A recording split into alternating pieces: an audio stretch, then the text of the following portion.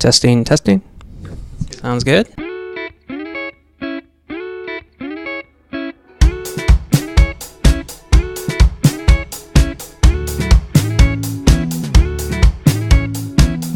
Okay, welcome back to Austin Public Library. I'm sitting here with our special guest today, Michelle Sunga. Hello.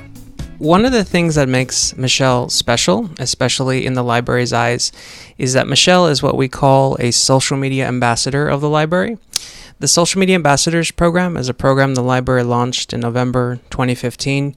We launched it as a way to organize a group of people who share two basic qualities. One quality is that they love the library, of course. The second quality is that they are active on social media and willing to help us raise awareness of the library and everything it contributes to the community. Now, Michelle, I want you to know that even though the goal of our Social Media Ambassadors program is to raise awareness of the library in the community, it's also a goal of the program to raise the library's awareness of people like you, people who support the library. So let's start as far back in the beginning as you are willing to take us. So, where are you from? Well, I'm from California, Los Angeles originally. My mom, she pretty much raised me on books, and I grew up reading to my brothers, and that sort of sparked the interest in exploring and going out in the world.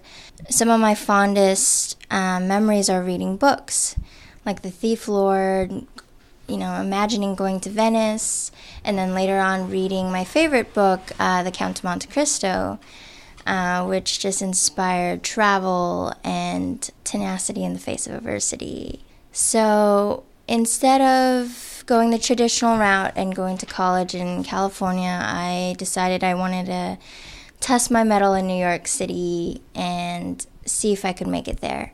And I ended up moving to New York, moved to Harlem, and was completely knocked down. But it was an amazing experience, and I found solace in the New York Public Library system.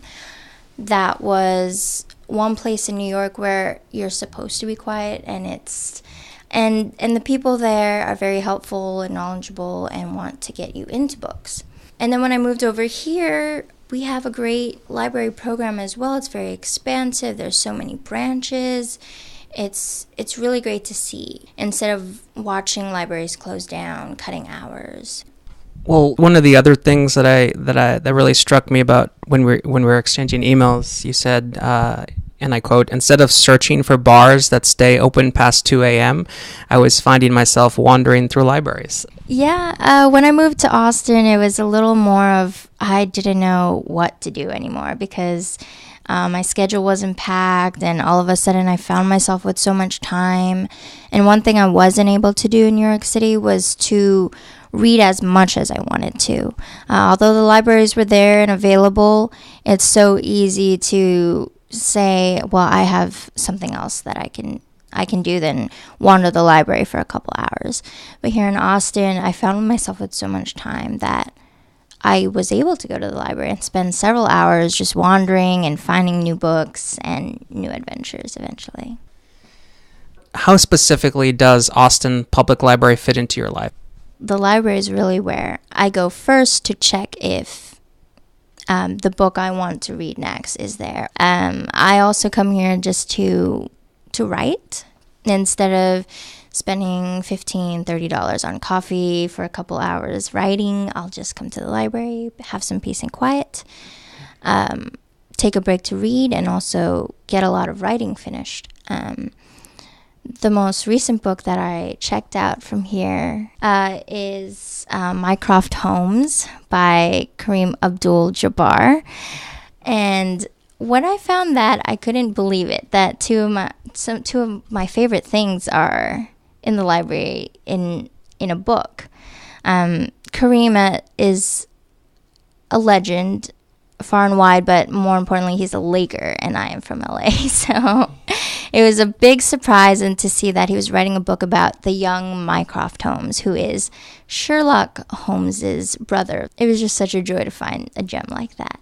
The other question I have for you is, what is it about Austin Public Library that motivated you to support us as a social media ambassador?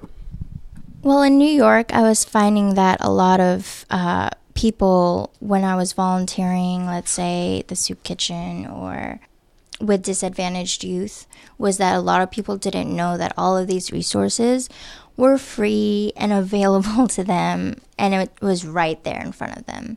And I get it. In New York, ad space is very, very expensive. So the library never got the chance to promote itself as much as Victoria's Secret and all these big name brands.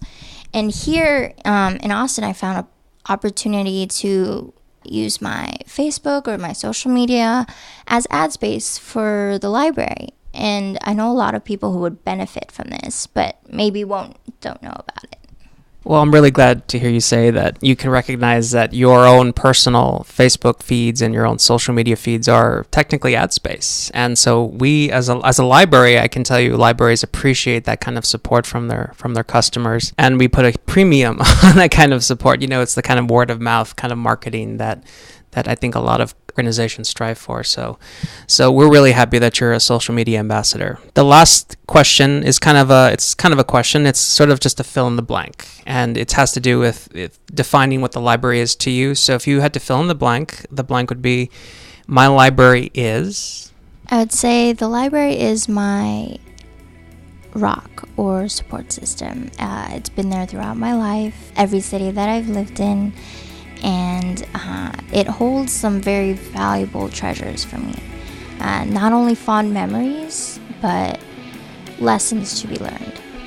Perfect. Thank you so much, Michelle. Thank you, guys. If you listening to this podcast right now love the library and are active on social media, you are more than welcome to become a social media ambassador. All you have to do is sign up online at the library's website at library.austintexas.gov/ambassador.